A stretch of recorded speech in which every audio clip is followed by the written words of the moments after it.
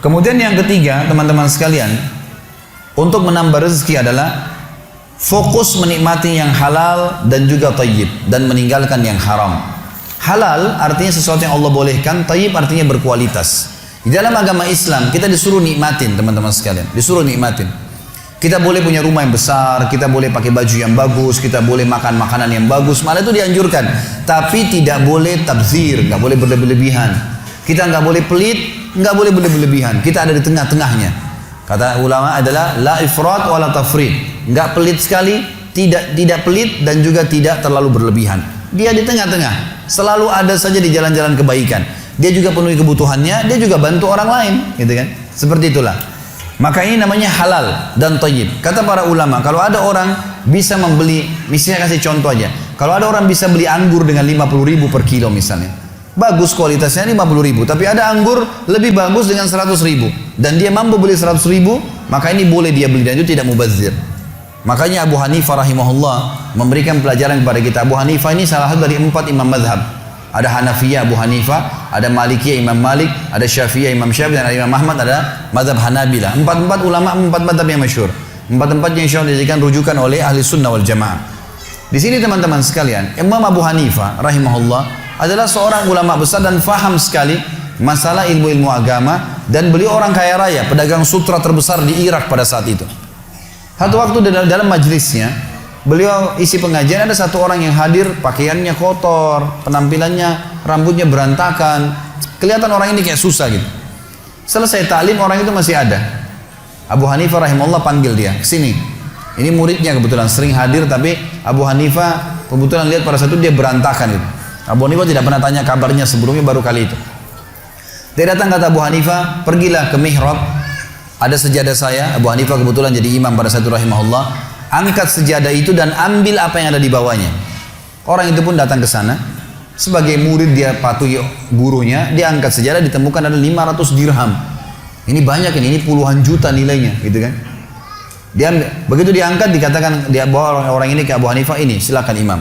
Kata Abu Hanifah, ambillah, perbaiki kehidupan kamu. Ambil, jadikan modal, jadikan apa? Silakan. Ya Abu Hanifah mau bersedekah gitu. Orang ini tiba-tiba menjawab apa? Wahai imam, saya orang kaya. Artinya saya tidak butuh dikasih uang seperti ini, saya punya banyak gitu. Abu Hanifah malah tambah heran dan berkata, kalau kau orang kaya, mana kamu dari sabda Nabi SAW, Inna Allah yuhibbu an yara athara ni'amihi ala abdi. Allah suka melihat bekas nikmatnya pada hambanya. Harus ada kelihatan nikmatnya. Kalau kau orang kaya, pakailah baju yang bagus, yang layak, sisirlah rambutmu yang rapi, pakailah pakaian yang bagus. Bahkan kata Nabi SAW, puncak nikmat Allah pada seorang hamba kalau dia memiliki badan yang sehat, rumah yang luas, dan kendaraan yang bagus, gitu kan? Tunggangan yang bagus, boleh. Tapi jangan berlebihan. Ada orang subhanallah punya mobil 10, gitu kan? Ini berarti kalau dia tiap hari pakai satu, berarti hari ke-11 boleh kembali ke mobil yang pertama, gitu kan? Ini untuk apa? Ada orang punya baju 200, untuk apa 100-200 baju ini? Gitu kan? Mungkin 10, mungkin 15, dia gonta-ganti. Ya akhi, kalau memang ya ukhti, kalau sudah bosan dengan bajunya, sebelum rusak bisa kita sedekahin, atau kita beli pakaian yang lebih bagus untuk kita sedekahin, itu sangat bagus, gitu kan? Daripada kita tumbuk-tumbuk, punya 200 baju, berarti kita pakai hari ke-101 baru pakai baju yang pertama kembali. Ini untuk apa? Gitu kan? Jadi tidak boleh tabzir, tidak boleh berlebihan, tidak boleh juga kita terlalu pelit, tapi ada di tengah-tengah. Halal dan thayyib, halal yang Allah bolehkan, dan orang beriman paling pantas menikmati apa yang Allah halalkan, dan thayyib artinya berkualitas. Ini harus bersatu ya, nggak boleh dipisah. Misal ayam halal, tapi kalau dia tidak thayyib nggak boleh. Thayyib ini maksudnya berkualitas. Misal ayam sudah rusak 2 hari yang lalu dimasak, udah kita lihat ada jamurnya udah rusak, maka ini sudah tidak thayyib, nggak halal lagi. Halal dan thayyib harus bersatu. Kalau sudah jadi atau bangkai atau rusak, ini nggak boleh. Jadi ini harus diperhatikan. Allah Subhanahu wa taala menyuruh kita menikmati yang halal dan thayyib, disebutkan dalam Al-Qur'an surah Al-Maidah urutan 5 ayat 87 sampai 88. A'udzubillahi minasyaitonirrajim. Al-Maidah surah nomor 5 ayat 87 sampai 88. Ya ayyuhalladzina amanu, hai orang-orang yang beriman, la tuharrimut thayyibati ma halallahu lakum wa la ta'tadu. Jangan kalian haramkan buat diri kalian kebaikan-kebaikan thayyibat yang Allah bolehkan. Makanan, minuman, pakaian, kendaraan, rumah, silakan. Apa yang telah Allah halalkan buat kalian, tapi jangan berlebihan. Wala ta'tadu, innallaha la yuhibbul mu'tadin, karena Allah tidak suka yang berlebihan. Gitu kan? Wa kulu mimma razaqakumullahu halalan thayyiba, dan makan, nikmatilah semua apa yang Allah jadikan rezeki buat kalian yang halal, boleh dan thayyib, berkualitas. Wattaqullaha alladzi antum bihi mu'minun. Maka setelah itu patuhlah pada Allah, bertakwalah kepada Allah yang kalian beriman kepadanya. Sini Allah menyuruh kita memakan yang menikmati yang halal dan juga thayyib. Juga disebutkan dalam surah An-Nahl, surah nomor 16 ayat 114, bunyinya a'udzubillahi minasyaitonirrajim, faqulu mimma razaqakumullahu halalan thayyiba. Nikmatilah apa yang telah Allah halalkan buat kalian ya, dari rezeki dan thayyiba, yang berkualitas. Washkuru ni'matallah, dan syukuri nikmat Allah itu, in kuntum iyyahu ta'budun, kalau kalian betul-betul beriman kepadanya. Teman-teman sekalian, sekaligus saya luruskan satu hal, mudah-mudahan tidak disalahpahami. Dan tolong teman-teman, saya kalau datang dalam majelis ilmu ini sering saya sampaikan di pengajian saya di Jakarta, kalau saya sedang berbicara, demi Allah saya nggak pernah singgung, tidak pernah maksud menyinggung siapapun. Kenapa lagi saya tidak kenal Anda semua, gitu kan?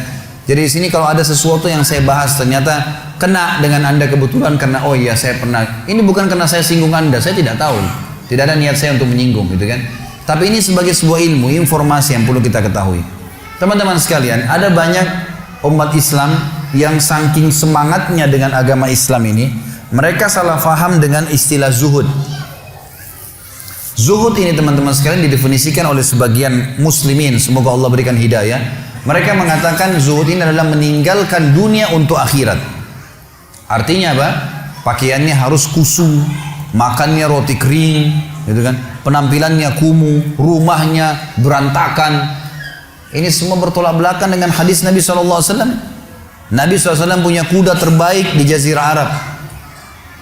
Nabi SAW tadi bersabda dalam sebuah hadis sahih, nikmat Allah memuncak pada seorang hamba dengan badan yang sehat, rumah yang luas dan tunggangan yang baik. Nabi SAW menggunakan pakaian, kainnya dari kutun, dari negeri Yaman. Kain katun dari negeri Yaman yang terkenal sangat bagus, gitu kan.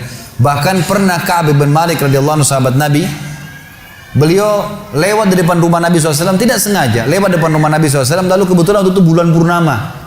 Tiba-tiba dia lihat bulan purnama, kok indah sekali bulan purnama. Dia bilang, saya lihat bulan purnama dan saya tidak ingin turunkan pandangan saya karena indahnya bulan itu. Saya melihat dan saya kagum dengan ciptaan Allah. Tiba-tiba Nabi SAW buka pintu rumahnya dan Nabi SAW keluar menggunakan jubah berwarna merah yang baru saja mandi dan menyisir rambutnya dengan rapi ke belakang. Maka saya melihat ke arah Nabi, saya temukan Nabi SAW lebih indah daripada bulan itu. Menjaga kebersihan, kerapian. Nabi SAW gemar menggunakan siwak setiap mau masuk atau ketemu orang. Gak pernah ditemukan bau busuk di mulut beliau. Nabi SAW dikatakan oleh para sahabat, kalau kami bertemu dengan Nabi SAW, kami temukan, kalau kami bersalaman dengan Nabi, kami temukan bau wanginya sampai 3 hari. Nabi SAW selalu meletakkan wangi-wangian di kepala beliau, di rambut beliau, cairan yang kadang-kadang netes sampai ke hidung beliau SAW. Dan Nabi SAW dikatakan dalam riwayat selalu meletakkan serbuk wangi di tubuh beliau, dari batang leher sampai ke kaki beliau, disuruh istri yang letakkan, kecuali kemaluan beliau letakkan sendiri. Islam mengajarkan dari hadis Nabi juga yang lain, 5 hal fitrah dijaga oleh seorang muslim: khitan, potong kuku, mencabut bulu ketiak, mencukur kumis, mencukur bulu kemaluan. Kebersihan disuruh jaga. Jangan malah muslim tapi luar biasa kotor pakaiannya, penampilannya kumuh. Tidak seperti itu saudaraku. Dan tidak harus orang kaya raya baru bisa rapi kan, gitu. Harusnya dia jaga, harus jaga bersihan. Jangan kesannya orang Islam itu masjidnya kotor, pakaiannya kotor, kendaraannya kotor, tidak mau berubah, gitu kan. Semuanya serba kacau semua. Ini kena salah paham dengan kalimat zuhud. Zuhud sebenarnya teman-teman sekalian adalah mendahulukan akhirat dari dunia. Ini definisi yang benar. Tadi kan yang awal yang salah, meninggalkan dunia untuk akhirat. Ini yang salah. Dunia boleh ditinggalkan. Karena dalam surah Al-Qasas ayat 88 Allah mengatakan, a'udzubillahi minasyaitonirrajim, wabtaghi fima ataqallahu daral akhirah wa la tansa nasibaka minad dunya. Jangan lupa bagianmu, kejar bagianmu yang Allah janjikan di akhirat, surga, dan jangan lupakan bagianmu dari dunia. Boleh orang nikmatin dunia itu. Nabi SAW paling gemar makan paha kambing, gitu kan. Pernah memang Nabi di rumahnya pernah kehabisan makanan, iya. Tapi ini bukan berarti Nabi miskin, enggak. Nabi SAW waktu melamar Khadijah itu memberikan mahar 20 ekor unta. Satu ekor unta ini harganya kalau kita anggap yang murah saja 3.000 rial, 10 juta gitu kan. Berarti Nabi SAW kasih mahar 200 juta kepada Khadijah gitu kan. Nabi SAW orang mampu, bukan orang tidak mampu, tapi beliau suka bersedekah, beliau suka sederhana, ya tidak berlebihan, itu memang betul ada. Jadi perlu difahamin masalah ini.